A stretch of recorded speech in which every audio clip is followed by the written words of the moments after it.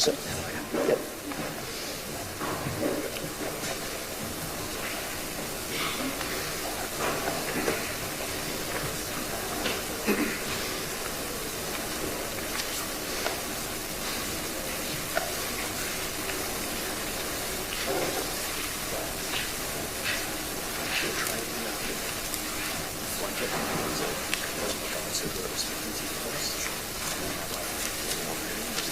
I'm going to be coming back and forth as well, so you'll probably exactly where you should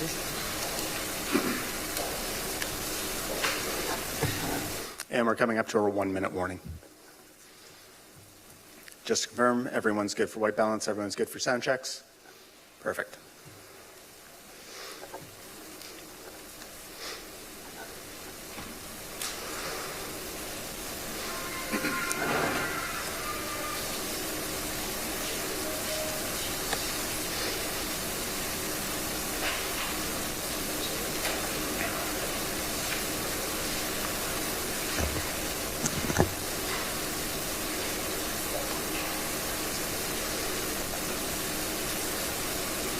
Good morning. I'm Constable James Dixon, and I'm very pleased to be welcoming everyone to York Regional Police Headquarters for our highlighting of the process conference for Project Wrangler. Today we're going to be hearing from representatives from York Regional Police, from Peel Regional Police, from London Police Service, from the Toronto Police Service, and from the Ontario Provincial Police. We'd also like to have a big thank you to our friends at Sûreté de Quebec that are not in attendance today. I'd now like to turn the stage over to Chief of York Regional Police, Jim McSween.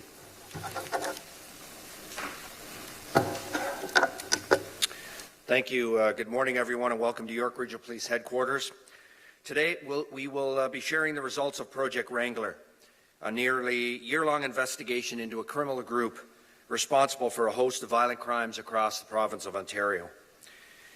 An investigation this far-reaching would be impossible without extensive collaboration, and its success came thanks to teamwork between a number of policing agencies. A huge thank you to our partners at the Toronto Police Service, Peel Regional Police, London Police Service, the Ontario Provincial Police, and as you've just heard, the Sûreté de Quebec.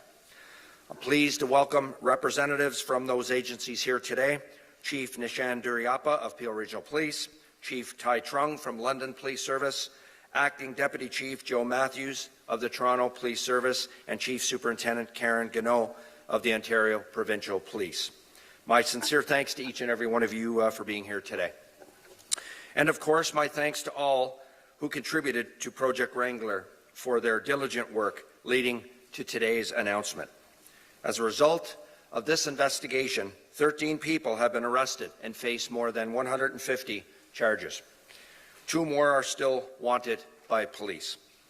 These offences run the gamut of violent crime: shootings and carjackings in busy public places, armed robberies at jewelry and cell phone stores, home invasion robberies that resulted in shootings and murder.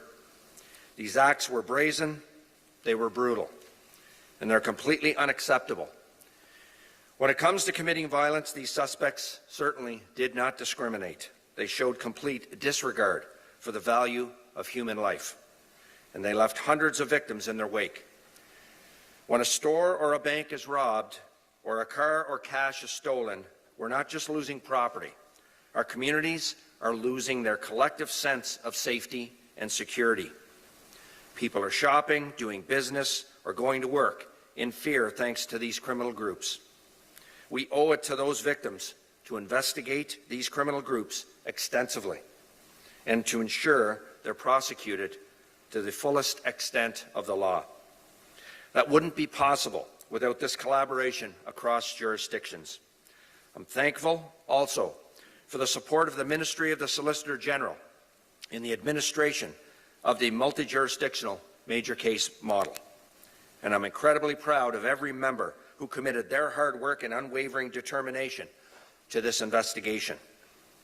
We will continue to stand united against organized crime and relentlessly track down and arrest those responsible for victimizing all of our communities. Getting these suspects off the streets has improved the safety of people, not only here in York Region, but in dozens of communities across Ontario, which makes it all the more important.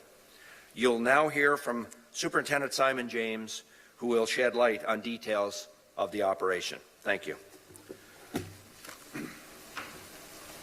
Thank you, Chief. Well, good morning, everyone. My name is Superintendent Simon James of the York Regional Police, and I am one of the multi-jurisdictional major case managers appointed by the Province of Ontario for Project Wrangler. Today, I want to take you through how this investigation began, how it unfolded, and the coordinated law enforcement outcomes that were achieved by our partner agencies across both Ontario and Quebec.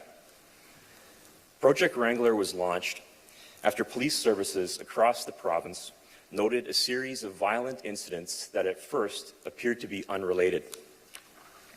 Through careful analysis, information sharing, and the use of the province's major case management system, investigators identified patterns and connections that ultimately linked these incidents together. Given the severity, the mobility, and the risk associated with these violent crimes, a joint forces operation was formed that consisted of members from the York Regional Police, the Peel Regional Police, the Toronto Police Service, the London Police Service, the Ontario Provincial Police, and our partners with the Sûreté de Quebec. This was not a traditional street gang, but rather a coalition of adult men from different groups and locations who would align themselves for profit-motivated violence. Over many months, we allege that individuals within this network coordinated and carried out numerous organized offenses, including homicide, attempt homicide, home invasions, armed robberies, firearms-related offenses, and a number of serious incidents across other jurisdictions outside of just the GTA. In York Region, this included an armed robbery at a bank and a robbery of a cell phone store in the city of Markham. It included a violent home invasion that resulted in the shooting of one of the home's occupants in the city of Vaughan. In other jurisdictions, this network was responsible for a range of serious incidents. Just some examples include a shooting into a crowded emergency room in the City of London, Ontario, showing a complete disregard for the safety of patients, visitors, and staff in the hospital. An attempted shooting of a man on his driveway in Brampton, the shooting of a man in a crowded parking lot in Mississauga, in the City of Toronto, a violent home invasion, a school shooting, armed robberies targeting store owners, including one incident where a bullet narrowly missed a store clerk during a cell phone store robbery. These incidents, along with others, demonstrate the coordinated nature of this network and the multi-jurisdictional scope of this investigation. This network also extended into Rimouski, Quebec, where we allege individuals associated with this group were involved in a homicide inside a private residence. Our investigation also indicates that the group recruited and exploited younger individuals, using them as drivers and lookouts, and in some cases using them directly in the criminal activity themselves. What emerged was a view of an alleged criminal organization with a clear structure, a core group of older offenders who selected targets, coordinated transportation, facilitated access to weapons, managed proceeds, and an outer younger layer of individuals who were there to carry out instructions and support operations. Their actions were calculated, they were very mobile, and they were often extremely brazen. Through the combined work of our partner agencies, we have significantly disrupted this network today. We've identified individuals that we allege are key targets of this group, laid substantial charges related to homicide, attempted murder, robbery, firearms offenses, and participation in a criminal organization, and disrupted ongoing plots of involving gun violence, preventing further harm to the public. And to the public, we have to appeal today for their assistance to locate two outstanding dangerous suspects. A Canada-wide arrest warrant has been issued for 24-year-old Treston Casanova Amond of no fixed address. Mr. Casanova Amond is wanted on more than 20 criminal charges, including participation in a criminal organization, conspiracy to commit murder, robbery with violence. He has some ties to the Peel region area and the Greater Toronto area.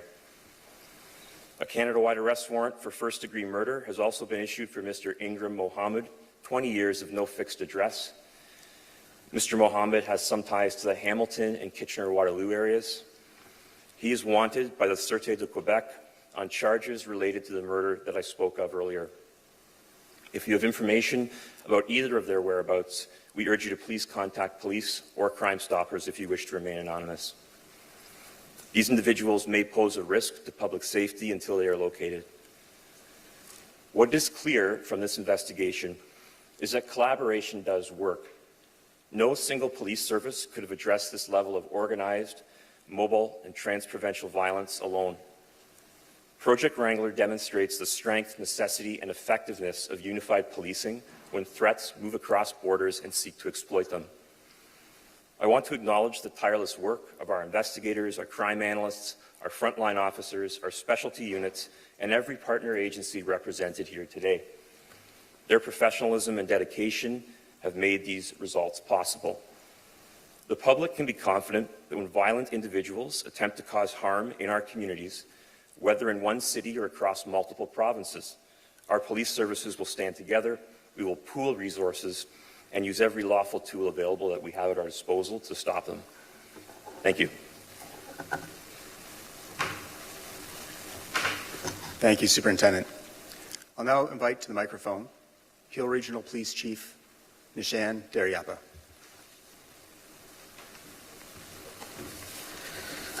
Thank you, and good morning, everyone. I just want to begin by thanking Chief McSween and York Regional Police for hosting us together and to congratulate, even though there's some senior leaders here from different police services, to congratulate the investigators that really did the heavy work and heavy lifting. And to Superintendent James's point, it is a perfect example about how agencies across multiple jurisdictions can demonstrate positive outcomes when it comes to what we're seeing in the community.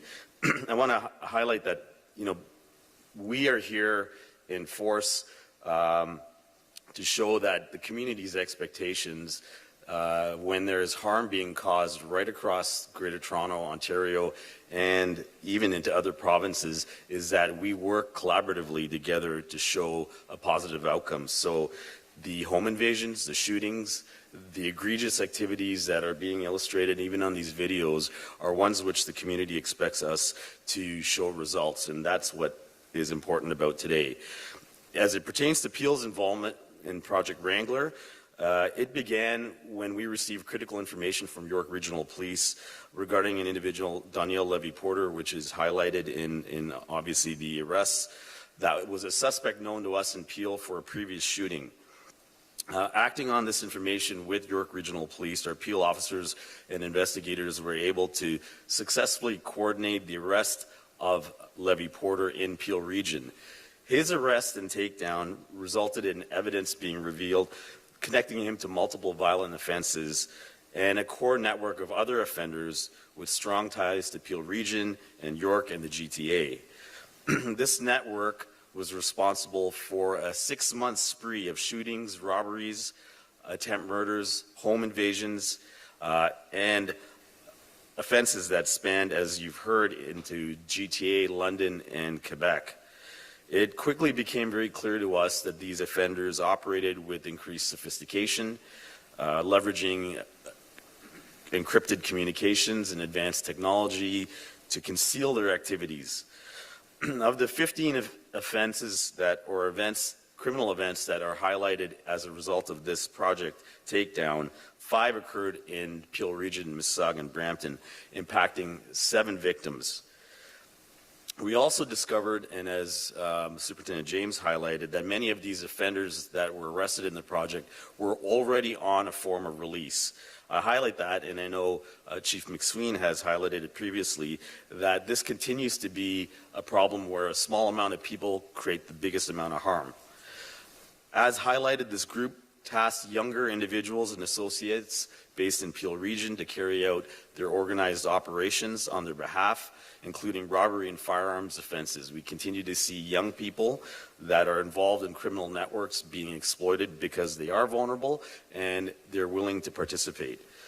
Several of the major incidents revealed use consistent pattern of targeted violence and organized planning in Peel addresses, vehicles being used, firearms being used in the commission of offenses, and they were not isolated events. They were very well organized at every step of the way.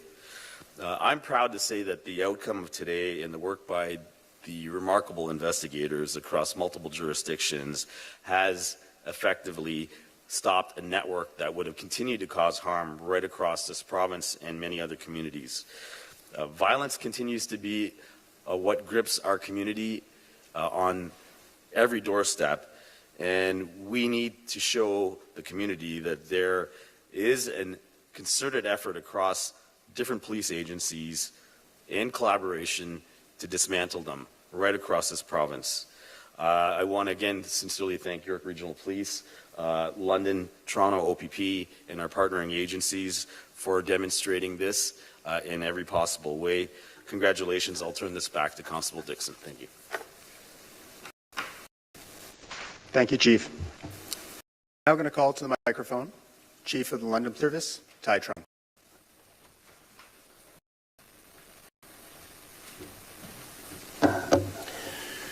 Good morning, everyone.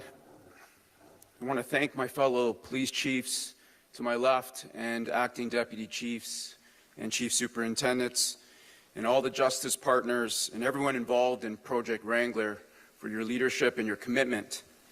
I also want to thank members of the media for joining us. Your attention to this issue right here matters, because what we are talking about today doesn't only affect the safety here in York Region, it affects the safety across multi-jurisdictions in the province, and it impacts every person in our community. Project Wrangler represents exactly what is required to confront modern-day gun violence and organized crime. A coordinated, intelligence-led response across multiple jurisdictions focused on individuals and networks who believe they can move freely from city to city along our highways and across multiple borders without any consequence. The violence we are addressing today is not random and is not confined to one community. The people responsible do not care where a municipal boundary starts or where the boundary begins. On December 14th, 2024, London was shaken by brazen, targeted acts of gun violence. A pursuit through our city ended at the entrance to Victoria Hospital's emergency room department, a place that is supposed to symbolize healing, safety, and trust. Multiple rounds were fired in a public space at the doors of an emergency room while patients, families, hospital staff, and paramedics were only meters away. Through Project Wrangler, and because of the detailed work by investigators and analysts across multiple police services, those responsible for this violence have been identified and charged.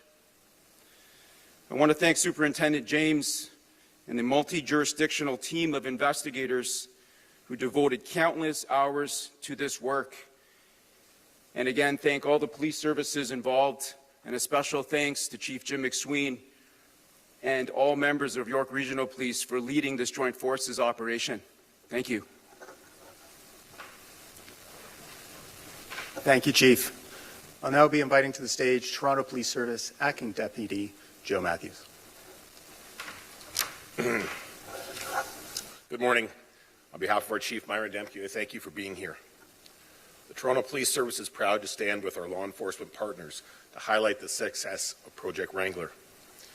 Community safety is at the heart of everything we do, and Project Wrangler is a strong example of what can be achieved through coordinated policing.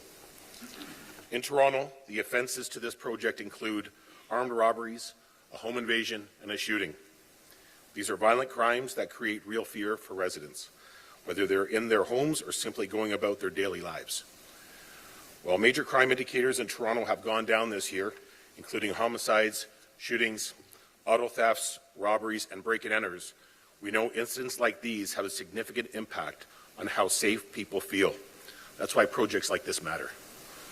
Together, we're taking dangerous people off our streets, individuals who have shown no regard for the safety of others.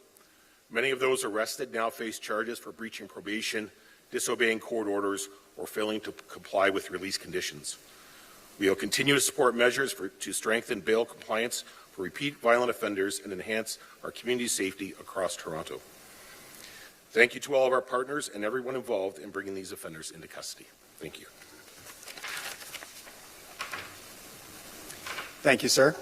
And now I'd like to invite to the podium from the Ontario Provincial Police, Chief Superintendent Karen Gonneau. Good morning, everyone. Project Wrangler is a clear reminder that violence does not stop at municipal borders. Criminal organizations do not confine themselves to one city. They spread across regions, impacting communities in both urban and rural areas. Organized crime members and other criminals are opportunistic, and if they're able to build a strong criminal network, their influence spreads across the province-wide. For the Ontario Provincial Police, it relates to an attempted murder in Ramera, approximately 160 kilometers north of Toronto. That is the reality of organized crime. Its reach is wide and its consequences are devastating. We know the harm gangs and criminal networks inflict on individuals, families, and entire communities. This is about real people living in fear, and it's unacceptable. To be clear, those who choose violence and endanger our communities will face a united front. We will find you, and we will hold you accountable. I want to echo the words of my colleagues and extend my sincere thanks to all of the services represented here today. The success of Project Wrangler demonstrates what is possible when law enforcement unite to tackle violent crime without barriers. Thank you.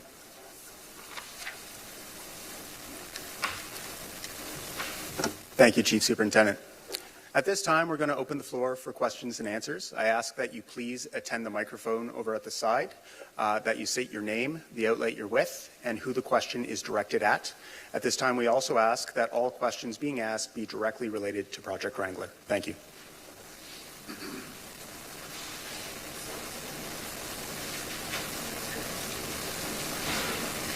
Hi, my name is Marion Bérubé. I'm a reporter for Radio-Canada, French BC. So I was just wondering if you could tell us a bit more about this criminal organization. Like, what were their motives? Because you talk about murders, loads of like different crimes. So were they against, do they have like a drug trafficking? What kind of like, what were they looking for in those crimes? And were they targeted people in particular, especially for the murders? So just, yeah, a bit more about all of that. Oh, thank you for the question. This group, their driving factor is profit.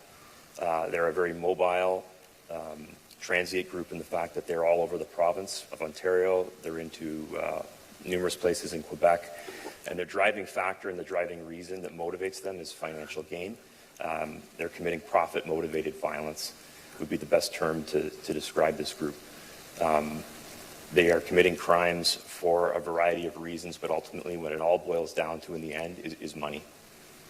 Okay, thank you. And other question, you mentioned that they were a coalition of groups, so were they members of other criminal organizations? Were the suspects, the people arrested, were they already knew by police before? Yeah, this group is a little bit unique in that it involves a number of individuals who have ties to different groups in the province of Ontario and Quebec. This is not a singular street gang. This is a network of individuals with different backgrounds, pasts, and associations in many cases to different gangs working together for profit. Hi, Abby O'Brien with the Toronto Star. I was just wondering if you could clarify which homicide Mr. Mohammed is wanted for first-degree murder in relation to. Yes, so that homicide occurred on the 29th of November 2024 in Rimouski, Quebec. I can advise that the Sûreté de Quebec responded to an address in that town. As a result of the call for service, a homicide investigation commenced. A 35-year-old male, Michael Levesque Fitzpatrick, was found deceased at the scene. Evidence from the Project Wrangler investigation has assisted in that homicide investigation. And I can tell you that a number of individuals associated with this group are now charged in Mr. Levesque Fitzpatrick's murder. Doniel Levy-Porter, Josiah Cooper, and Mr. Ingram Mohammed, who, as I mentioned, is wanted at this time. An additional male, Guillaume Peru, was also taken into custody by the Sûreté in the last month, I believe. Thank you. Thank you. Beth McDonnell, CTV. You talked about how there was kind of a group of older men that were kind of in charge and facilitating the incidents, but then there was also some younger people that were being recruited. How is this recruitment happening? Is it, just hanging out at people at homes? Are they going to schools? Or is this happening over the internet? For people that are concerned about youth being brought into criminal organizations, what do we learn here? No, it's an excellent question, and quite frankly, it's probably the most disturbing component of this when you're investigating it. You're seeing very impressionable, vulnerable youth being groomed to join this group. Money is a big factor. They're offering them money. I think they recognize, too, that in a number of these youth, they have a less likely chance of staying and spending significant time in jail, so they extradite that. They try to maximize that, knowing that youth usually don't have the same kind of jail sentences that adults get. There is a status thing in this group where they're providing them with more and more responsibility and trying to build them up in the group. So it's a mixture of things, but ultimately you're seeing kids, and I mean like 14, 15-year-old kids, who are being dragged into horrific, violent situations, and it's concerning. Okay, and then you said this is not a street gang. Someone said that. Sorry, but what is the difference? If it's not if it sounds like it's a criminal organization, it sounds like similar to a street gang. Again, it's confusing as there's so many different locations and so many different people. How are these people connected, really? Are they? Yep. So we allege it's a criminal organization, and there's a number of similarities. There is individuals in this group with various different associations to gangs. That's a broad statement. I'm not saying that about everybody, but these are individuals who have, from all over Ontario and Quebec, who are working together to commit violent crimes. So is there similarities? Yes, but we're not naming this as a set street gang, and I'm not going to be providing the names of the gangs involved who have associations in this case at this time. I'm just wondering, you mentioned the main motivation was financial profit and gain. Do you have a sense of the value of what was stolen, disrupted, damaged? Do you have kind of an overview of the damage and theft that was caused here? I don't have a monetary amount for you, but to me, the biggest destruction is all the victimization that occurs in any one of these incidents, whether it's a bank robbery, whether it's a home invasion. There's so many direct victims and peripheral victims around the crime. I think that's the biggest damage that is overall in this case that we see. Obviously, there's a significant monetary component too, but I don't have that exact number. Ali Chiasson, CBC News, just to sort of pick up on a question that you asked, Beth. Can you give us more of insight on when you realized that there was a pattern here, that they are all connected because there are such varying crimes here? How were you able to link them as part of a group? Yeah, that's a good question. And Ontario is one of the more progressive provinces in the country that has a major case management system. It came about going back to the 90s after the Bernardo and the Campbell inquiry and all of the events that occurred back then. And what it does is it ensures that police services communicate with each other. It ensures that resources are shared and pooled, and it looks for linkages. So as these violent incidents began to unfold, all of these police agencies were speaking to each other, they were communicating with each other, and trends and patterns start to develop. And through that, evidence eventually comes out of some of these incidents that links them together. That evidence is digital, it can be forensic, there's a whole multitude of reasons.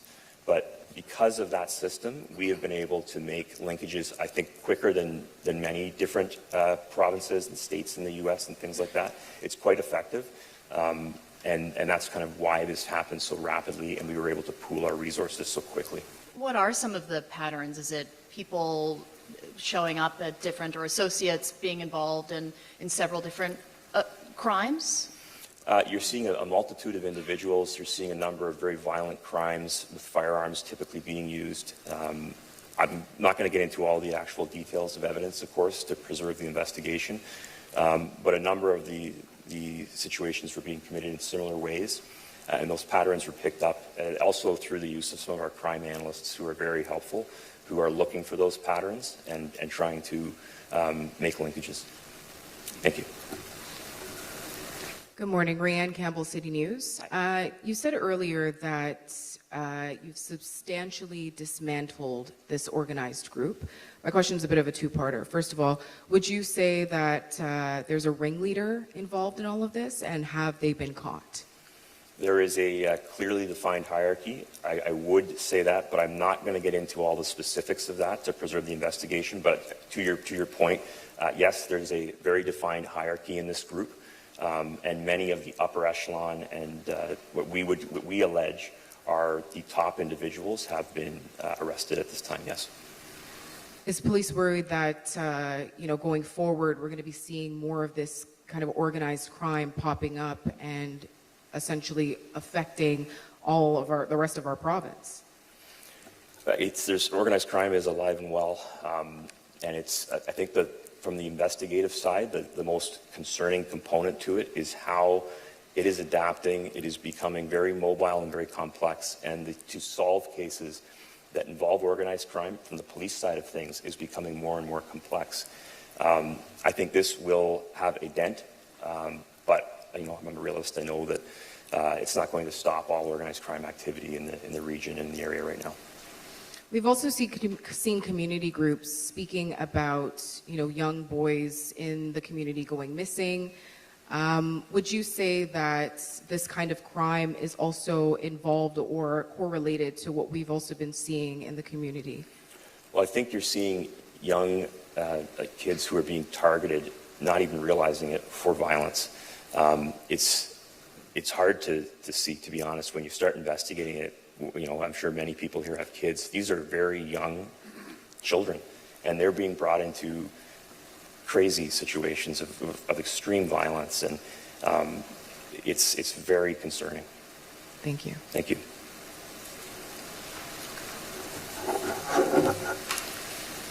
That concludes our press conference for Project Wrangler. If you would like to facilitate one-on-one interviews, please speak with the representatives from the required police service. Thank you very much.